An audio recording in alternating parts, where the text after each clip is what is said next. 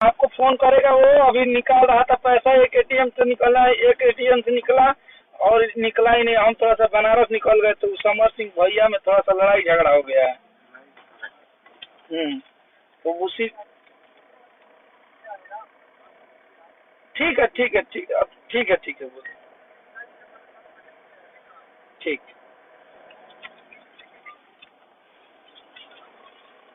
Hello, नमस्कार, प्रणाम।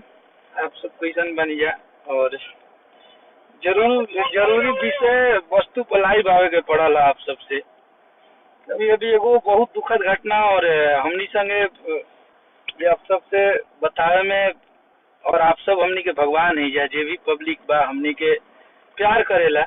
अभी खेसारी भैया के शूटिंग चलत रहा फिल्म के बनारस में, और भोजपुरी के बहुत बढ़िया एगो का तो सुपरस्टार समर सिंह जी बानी। अभी 150 लड़का लेके वहाँ के और खेसारी भैया के मारे खातिर वहाँ के शूटिंग पे पहुंचल रही है। आप सबके हाथ में निर्णय बा कि मान लीजिए वो इंसान के साथ कितना, और यहाँ पे जातिवाद की लड़ाई खेली जा रही है। तो आप लोग प्लीज ये बात के आप सबसे आके बतावल सबसे बेहतर लागल है, और आप सबसे बतावल हम सही समझ नहीं आए। जैसे कि शेर मर्द जौन होला न कह के सामना करे रहे। अगर मर्दानगी होके मर्द आदमी तो मर्द आदमी लड़े खातिर कह के लड़ेला, ठीक बा। और लड़े वाला जौन इंसान होला ना कह के लड़ेला कि हेजा आवत नहीं, ई ना कि केहू काम करता सब कोई चुप बा, 500 लड़का ले जाके आ जाते खावे लगी अपन गुंडाई, ठीक बा। तो मर्द हाथाना इतना अगर शौखे रहा लड़ाई झगड़ा करे खातिर तो कह लेवे के चाहत रहा कि हम आवत नहीं है जा लड़ी ला लोग हमरा ले।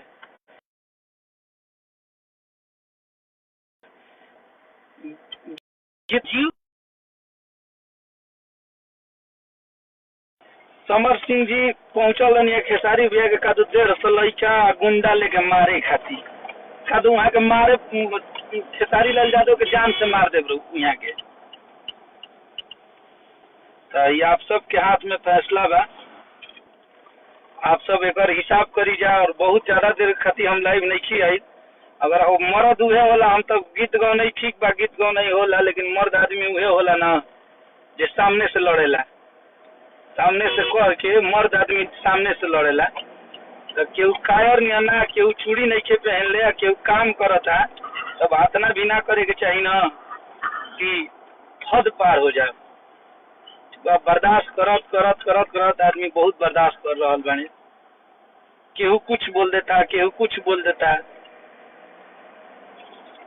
अब आप सबके एक फैसला करे के बा, और हमरा उम्मीद बा कि जितना भी खेसारी भैया के चाहे वाला बाने, प्यार करे वाला बाने, एक जवाब रुआ सबके देवे के बा। और उनका के कमजोर नहीं के होके देवे के, ऐसे कि आप सब देख रहा बनी जा कि का चल रहा बा। एक फैसला रुआ सबके करे के बा, और ये फैसला के जौन रुआ सबके फैसला हुई है हमनी खातिर मंजूर बा। अगर उनको इस भोजपुरी में रहने का कोई हक नहीं है तो अब आप लोग बताइए। मान लो बनारस के तो भाई केहू अपना द्वार पर कुकुरो बाघ बनेला,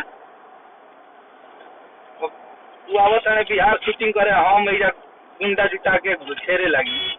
ये कौन बात ना, भोजपुरी कलाकारी है, कलाकार खातिर। और भोजपुरी में प्यार से रहल जाला, प्यार लुटावल जाला, और गीत गाने में लड़ाई झगड़ा ना होला। ना तो लड़का लोग तारे भीरी नहीं कौन सब कोई भीरी बाड़े।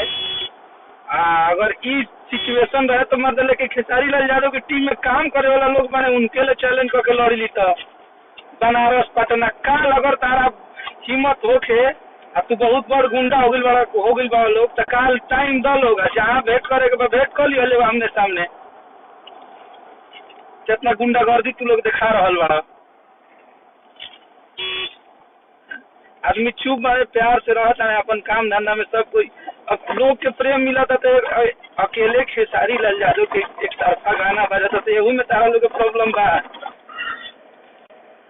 है। अब कल लोग पहले लड़ाई झगड़ा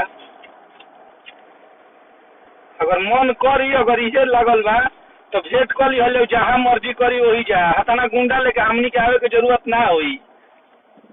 जो भोजपुरी छोड़ा ही के पड़ी लिखल उखल, तो जब औकात के बात आ जाई तो साफ राफ हो जाई 1 मिनट में, उतना सोचे के ना पड़ी। आदमी चुप बाने, ऊपर से चोरियो कर, सीना जोरियो कर। हाँ, केहू कहता कि सब कोई हमार हई ह।